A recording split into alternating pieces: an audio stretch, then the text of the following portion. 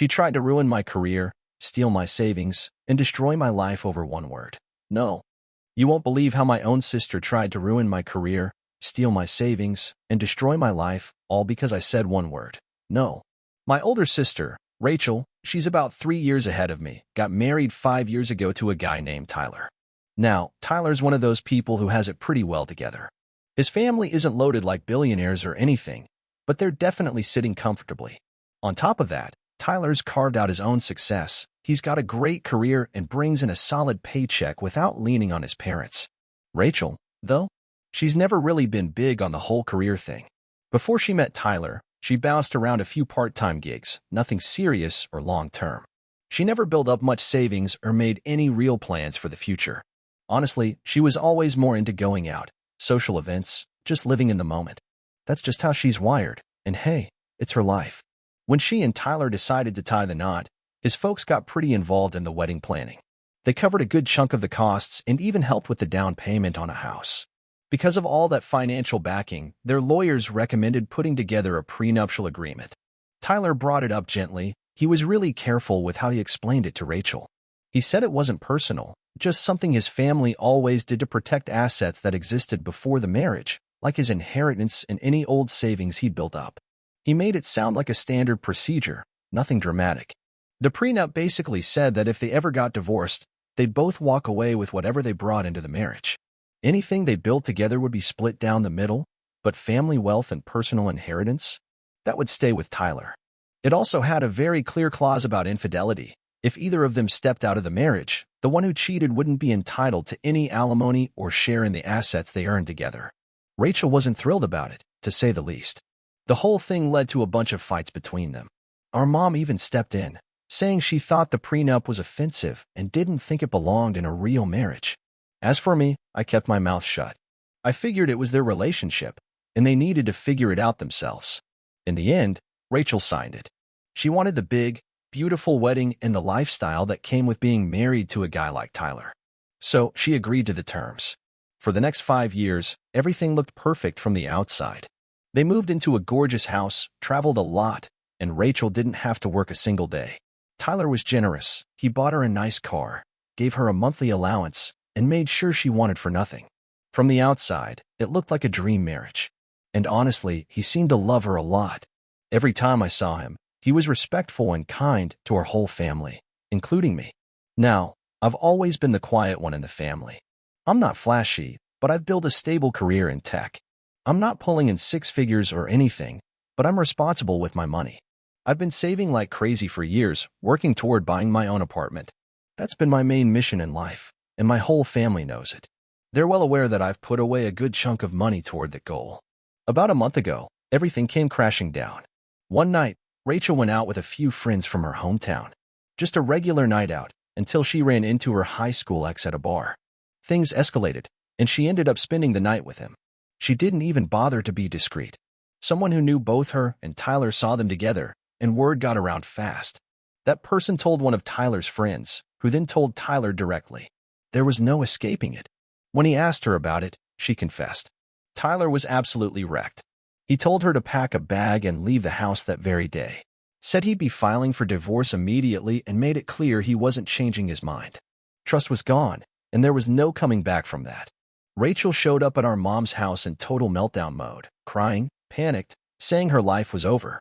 For the past month, she's been camped out there, making nonstop calls to lawyers, trying to find some way, any way, to challenge the prenup she had signed without thinking much of it back then. That all led to last night.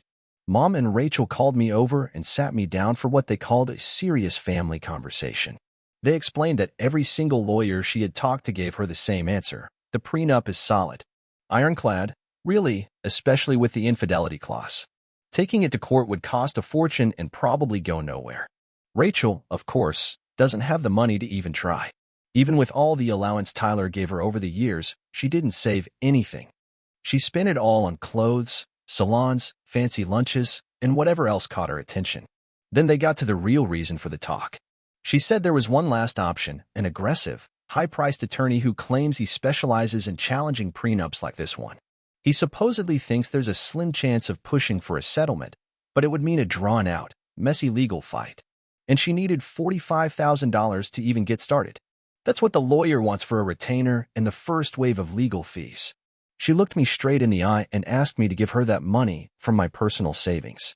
And remember what I said at the beginning, this was just the start. That no turned into a full-on war, one that would hit my job, my sanity, and even the police. Mom sat next to her, nodding, like this was a perfectly reasonable thing to ask. They wanted me to hand over the money I've been working for every single day for the past 10 years, so my sister could try to claw money out of the man she deceived. I paused for a moment, just to make sure I heard them right. And then, calmly and clearly, I said, "No, I'm not doing that." What followed was absolute chaos. Rachel exploded. She started yelling at me, calling me selfish, accusing me of being jealous of her, and saying I was enjoying watching her fall apart. She screamed that we were family and that family's supposed to help each other no matter what. Then Mom jumped in, saying I had an obligation to help my sister because I had money saved and she had nothing. She called me cold and heartless for turning my back on her during her lowest point. She even blamed Tyler, saying the prenup was cruel from the start and trying to make Rachel look like the one who'd been wronged. I didn't fight back. I just repeated myself. My answer was still no. I told them that money wasn't just sitting around. It was the result of years of hard work, overtime shifts, skipped vacations, and careful planning. I told them this was Rachel's mess. She signed the prenup, and she broke the trust. These were her choices, and I wasn't going to be the one paying for them. Then I stood up and walked out of Mom's house. Since then, my phone hasn't stopped ringing. First it was just Rachel and Mom, but then the aunts got involved too, after hearing Rachel's emotional version of events. Now they're texting me, saying I'm heartless and ungrateful, accusing me of turning my back on family. Funny thing though, none of them have offered to give her a dime. They just expect me to sacrifice everything I've worked for. I haven't replied to any of them. I silenced my phone just to focus on work, because the nonstop messages were driving me insane. After 2 full days of that, things went quiet. I figured they'd finally backed off. I was wrong. A few days later, Rachel made a long, dramatic post on social media. She didn't mention my name, but anyone who knows us could connect the dots. She went on about being heartbroken, saying she was going through the worst time of her life. Then she wrote about how some family members, ones you'd expect to be your biggest supporters, can turn out to be the most selfish people around. She even added that some folks hoard their money while their loved ones drown, and closed the post with a vague comment about learning who your real family is during tough times. Of course, people who don't know the whole story flooded her with sympathy. "You're so strong. You don't deserve this. Stay strong, girl," the whole thing. Some of our mutual acquaintances have been giving me weird looks lately, and I know why. They saw the post. Rachel's always been good at playing the victim. She's been doing it since we were kids. If she broke something, she'd cry so convincingly that I'd end up being the one in trouble. This just feels like the grown-up version of the same act. I tried to ignore it. But then last night, my mom showed up at my apartment, completely unannounced. I live in a secured building, so she had to buzz to get in. It was around 8 p.m. when the intercom rang. I didn't want to let her up, but I also didn't want her making a scene in the lobby for all my neighbors to see. So I let her in. The moment she walked in, she started in again. But this time, it wasn't yelling. She came in crying.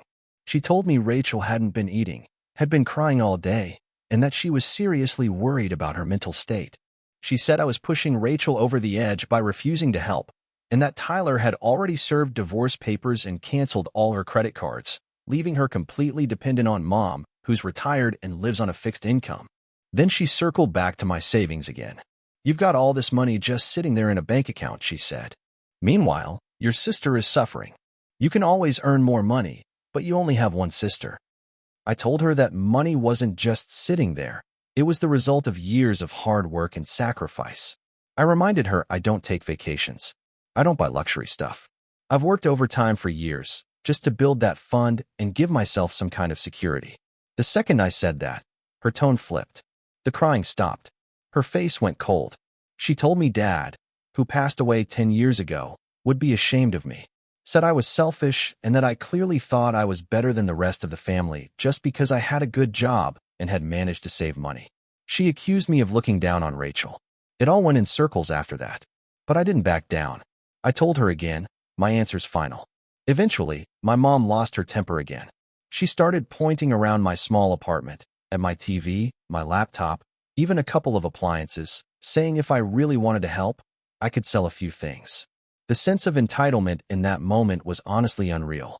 She actually believed that my personal belongings were part of some kind of shared family piggy bank, one that she and Rachel had every right to dip into whenever they wanted. That's when I hit my limit. I told her I was done talking and that it was time for her to leave. She flat out refused, plopped down on my couch like she owned the place, and said she wasn't going anywhere until I agreed to help my sister. I told her if she didn't get up and walk out, I'd have no choice but to call building security. That finally got her attention. She stood up slowly and walked over to me, and for a second, I honestly thought she was going to put her hands on me. Instead, she leaned in way too close and whispered, "You're going to regret this. One day, when you're old and alone with your precious money, you'll remember what you threw away." Then she turned and slammed the door behind her. After that, I blocked her number. I blocked Rachel's too. And the aunts who had been blowing up my phone with guilt trips? Gone. I know cutting off contact like that is a big step, but they weren't respecting my boundaries, and I knew if I didn't shut it down completely, the pressure would never stop. Honestly, though, I'm worried. The way my mom showed up at my apartment, combined with Rachel's public post, feels like an escalation. I don't think they're anywhere near done. And while I have no plans to cave on the money, I'm starting to realize something deeper, that my relationship with my mom and sister might be permanently damaged because of this. A few weeks have passed since then. After that final blowout and cutting off contact, I really thought the storm had passed. I was wrong. For about a week, everything was peaceful. No calls, no messages. I could finally breathe. I went to work, came home, focused on my goals. I started to believe I could finally move past all the drama. Then the emails started. They must have figured out I blocked their numbers because they just switched tactics.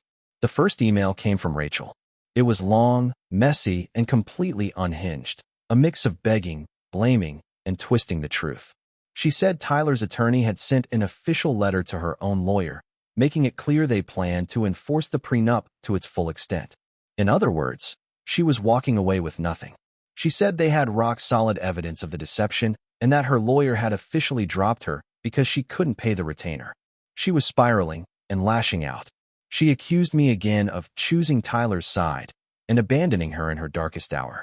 Said I had no clue what it felt like to have your entire life ripped away, conveniently ignoring that she was the one who lit the fuse. She ended the email by demanding the same thing again, $45,000. Called it her last chance at justice. I didn't reply. I didn't even think about replying. I set up a filter to send anything from her, my mom, or my aunts directly to a folder I'll never look at. But that wasn't the end. A few days later, I was at work. Around 11 a.m., I was in a meeting when one of the receptionists came over, quietly letting me know I had a visitor downstairs. I hadn't scheduled anything, so I was confused. When I got to the lobby, I froze. My mom was sitting there, waiting. I'd never told her where I worked, not even the company name. But somehow, she'd figured it out. I walked over, trying to keep my voice low, and asked her what she was doing there. The receptionist was right at the desk, and coworkers were passing by. But my mom? She wasn't interested in keeping things quiet. She stood up and launched into this loud, dramatic monologue. She said she was there because her daughter, Rachel, was in crisis, and her other daughter, meaning me, was refusing to help. She said she was desperate, didn't know where else to turn. People started looking. Colleagues slowed their walk just to stare.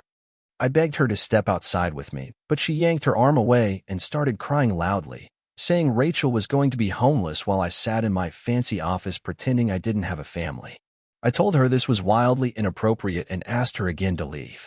She turned to the receptionist and said, loud enough for everyone to hear, "Can you believe this? Her own sister is suffering, and she won't even help. What kind of person does that?"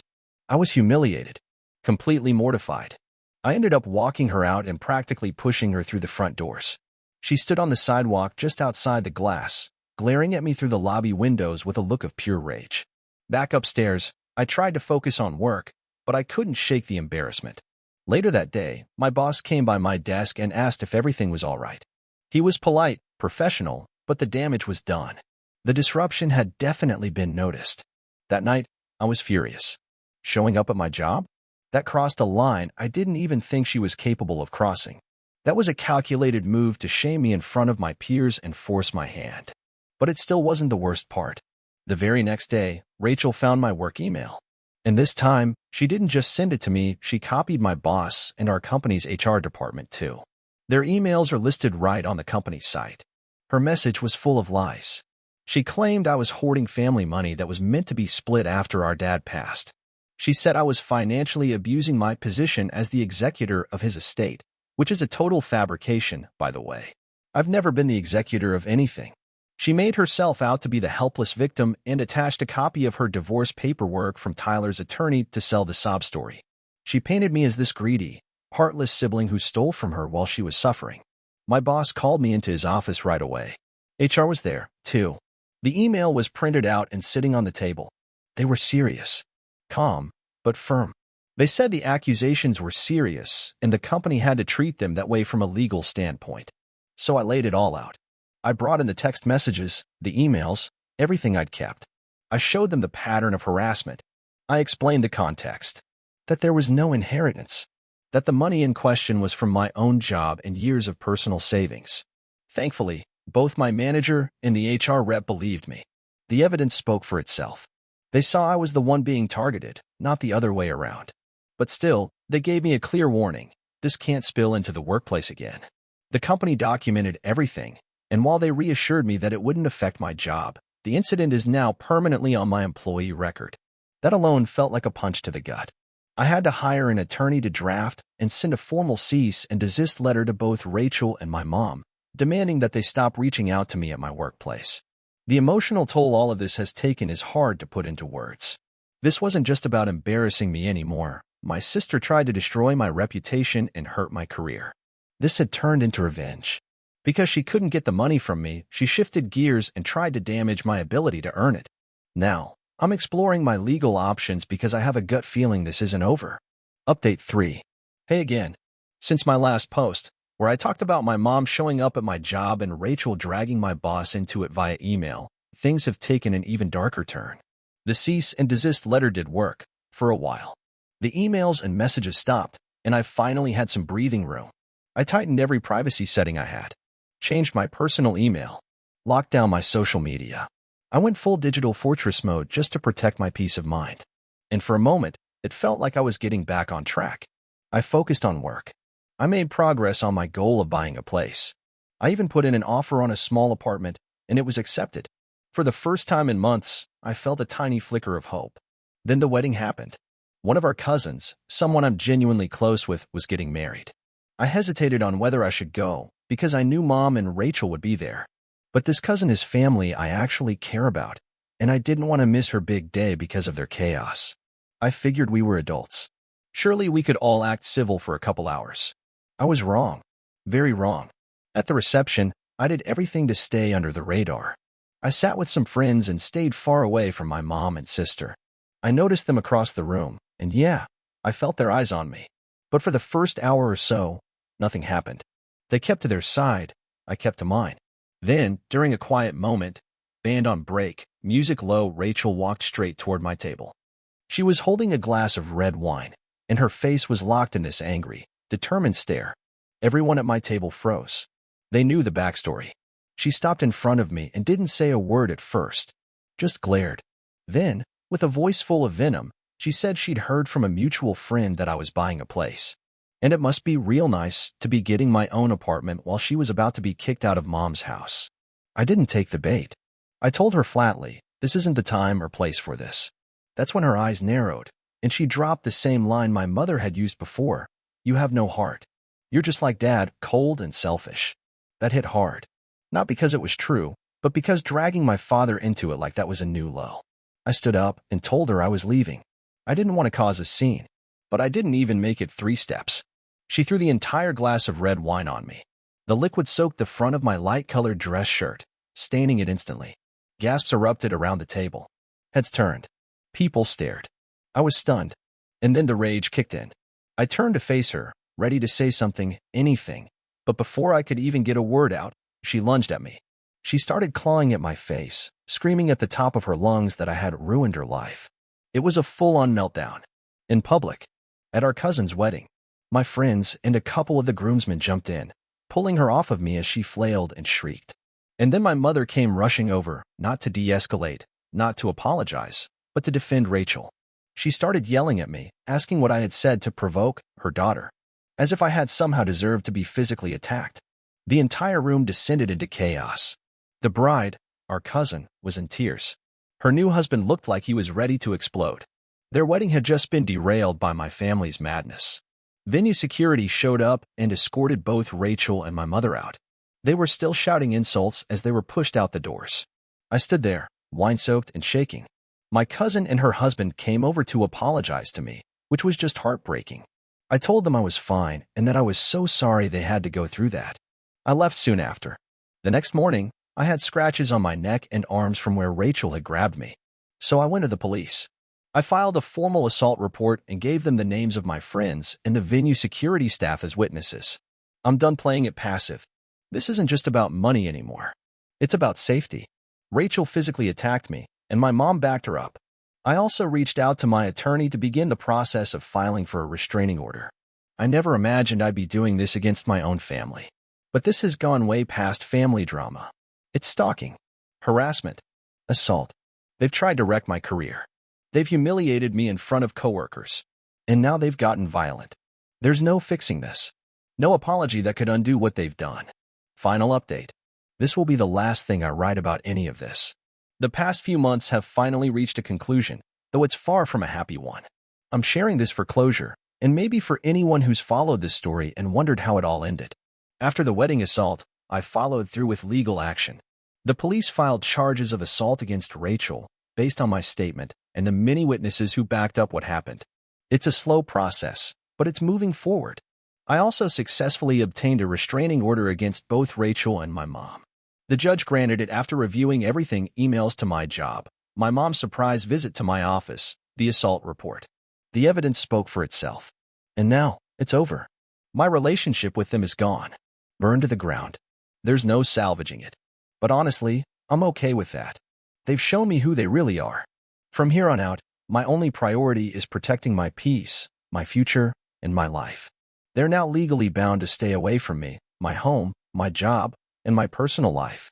They're not allowed to contact me, directly or indirectly. It may be just ink on paper, but that restraining order draws a line with very real consequences if they ever try to cross it. The closing on my apartment went smoothly. No complications, no surprises. And now I finally live in a place of my own. It's nothing fancy, small, simple, but it's mine. More importantly, it's peaceful. A place where no one can show up pounding on the door, demanding my money, or shouting in my lobby. Moving in, furnishing it, turning it into something that feels like home, that's been the one genuinely good thing to come out of this entire nightmare of a year. It gave me something to focus on, something that felt like progress. Unfortunately, what's happened to the rest of the family has been rough to watch. After the chaos they unleashed at the wedding, neither my mom nor Rachel have many allies left. They've burned almost every bridge they had. The same aunts who once blew up my phone with long messages about family unity haven't said a word since that night. From what my cousin told me, Mom's been calling around, trying to get people to talk to me or even to loan her money. No one's biting. They're done being pulled into the drama. Rachel's divorce from Tyler is now finalized. And just like everyone expected, the prenup held up exactly as written. She walked away with nothing, no spousal support, no assets. I heard she even had to sell the car Tyler gave her just to scrape together cash for her early legal fees and basic expenses. Mom's in a tough spot too. She's retired and lives on a fixed income. She can't afford to keep supporting a grown daughter who refuses to stand on her own. And from what I've heard, their relationship is falling apart under the pressure. They're sharing my mom's small house, and it's apparently turned into a battleground: loud arguments, constant tension, endless blame. Rachel still hasn't gotten a job, still hasn't done anything to get herself back on her feet. She's just waiting, hoping for some miracle to land in her lap. I haven't seen or spoken to either of them since the wedding. My life now is quieter. It's also lonelier. As flawed and destructive as they were, my mother and sister were a big part of my life. That part's gone now, cut off completely. And I'd be lying if I said that doesn't leave an ache. But peace comes at a price. And I've decided that my peace is finally worth protecting.